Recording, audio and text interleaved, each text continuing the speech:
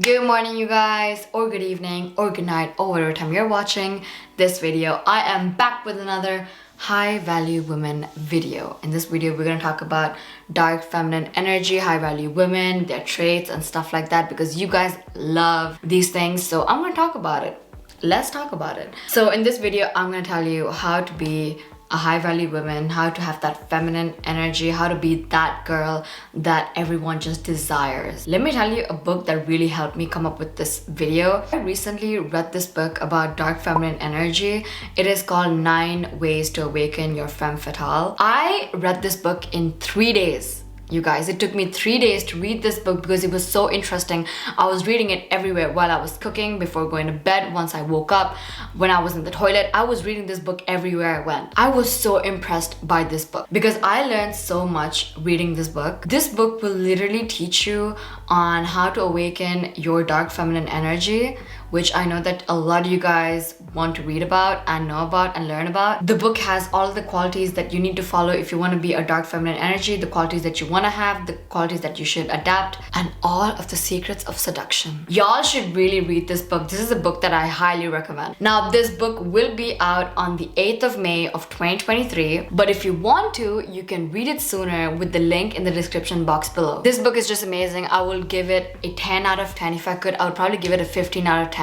The book is so well written. I'm in love with all of the points she has written, she has included in the book. The author did an amazing job writing this book, and you guys know that I'm all about girls supporting girls, and I know that you guys love supporting girls as well. So I would really love for you guys to read this book. I will link it in the description box below, and I would love for you guys to leave a review once the book goes live on the 8th of May. This author deserves all of the recognition, respect, and love. The book is just amazing. Y'all should read it and leave a review on the 8th of May about this book on Amazon. I will link everything in the description box below. Run to the comment section and read the book and thank me later. This is the only book that you need to read about dark feminine energy. It's gonna help you a lot. Now let's get into the video of being a high value woman and just, tapping into your feminine energy. So let's go. Rule number 1, having high standards and knowing your worth. Have y'all ever seen a girl who has her shit together? She has a good career going on.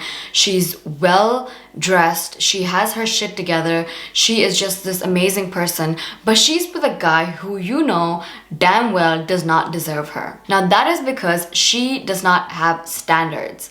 Okay, now I know this could be a little ruthless to say, but I've seen so many wonderful girls with beautiful hearts, with an amazing career, with an amazing personality, just date these monkeys, okay, these ambitionless monkeys, only for the sake of looks. Now please, if you want to be into that feminine energy, if you want to tap into that feminine energy and be a high value woman, you need to set standards, okay? Now this is not just about having standards when it comes to a man. This is about having standards when it comes to friends. What kind of friends do you want to engage with? What kind of partners or what kind of people do you want to surround yourself with? You will never see a CEO hang out with street druggies, right? And that is the same thing we have to apply here. You have to set standards when it comes to friends. If you want to be this high value woman, you have to surround yourself with high value women. If you want to be a high value woman, you have to date high value men. If you want to be with high value people, like if you want to work with high value people, you have to find a workplace where the people who work there have good work ethics and are high value. So please set standards and know your worth. Now I know a lot of girls, I have seen so many beautiful girls inside out who don't know their worth. They get cheated on multiple times, they get lied to, they get disrespected to, and I don't really understand. Like, these girls deserve the world, not because they're beautiful outside, but because they're beautiful inside. They've got so much shit going on in their life. Like, their life is literally right ahead of them, and they could be the CEO of this world if they wanted to. But they're stuck in this unwanted places that will not help them grow, that stops them from self-awareness, from knowing their worth. So it's really important to know your worth and set standards. Because if your daddy raised you like a princess, when you get a partner, your partner should be able to treat you like a queen. Number two, control your emotions. Now, I can't stress this enough about high value people. I have noticed this so much. They are basically so calm in whatever situation they're in. They're always freaking calm. They can always control their emotions. So next time you get into a situation where you are frustrated and you want to just blast someone's ears out, just take a deep breath and be like, you know what? Let me handle it. If someone is breaking up with you, just be like, you know what? I respect your decision. If that's what you want, don't even ask why. If someone was dare to break up with me, I wouldn't ask why. I would just be like, I respect your decision. Thanks for letting me know. Goodbye. Hope you have a nice life. I wouldn't try to be petty. I wouldn't try to be angry. I would be so kind that they would come crawling back to me, which is not the goal, by the way. So always control your emotions no matter what situation you're in. Whether you're sad, whether you're angry, even if you're overly excited, always learn to control your emotions. Now, this is something I kind of noticed about a lot of girls. When a guy does something really small, like the bare minimum, which is special, which does make you feel good, but you don't have to be super freaking excited about it. Like, obviously you can be excited about it. I'm not saying like hide your feelings. You should always be true to yourself, but sometimes don't be overly too excited, because you're only showing the opposite person, the other person, that you have never received this kind of treatment in your life, and you don't want to do that. So the next time your man gives you flowers, just don't act surprised. Be like, oh my goodness, what did I do to deserve this? Thank you so much for these flowers. Don't do that. Just be like, oh my goodness, I appreciate it. Thank you so much. I'm gonna post them on my Instagram real quick. I love them. And keep the flowers in a safe place and grow them or something like that. Do not be like, oh my goodness, thank you so much. Don't do that. Please don't do that. Number three, be unpredictable. Always be unpredictable. No one in your life should ever be able to predict what you would do. If you were friends with me like 7 years ago or 8 years ago, if something happened, I know all of my friends would be like, you know what? This girl is about to beat someone's ass, because that's how I would always react, right? But ever since I changed my ways, ever since I started maturing and realizing life and trying to, beat the game in life, I realized that being unpredictable is the best thing ever. Like, at this point, none of my friends could predict what I would do next, like what is my next move. So that's how you should be as well. No one should know what your next move is. Like, my partner would never know what my reaction would be. He's always surprised about what I would do. And my friends are always surprised about what, like, they just can't predict what I would do. If we're in a bad situation, like petty ass situation, my friends would be like, is she gonna be calm, or is she gonna beat that girl's ass? Or is she just gonna walk away, or is she gonna be kind to this girl? Like, I'm so freaking unpredictable. No one could ever predict anything that I'm about to do. Not even my routine. Like, even my partner does not know my routine. Like, obviously I have like my morning and night routine, but like, I'm so unpredictable. Like, he could never text me and be like, I know you're free at 8 p.m. Let's go on a date. Absolutely not.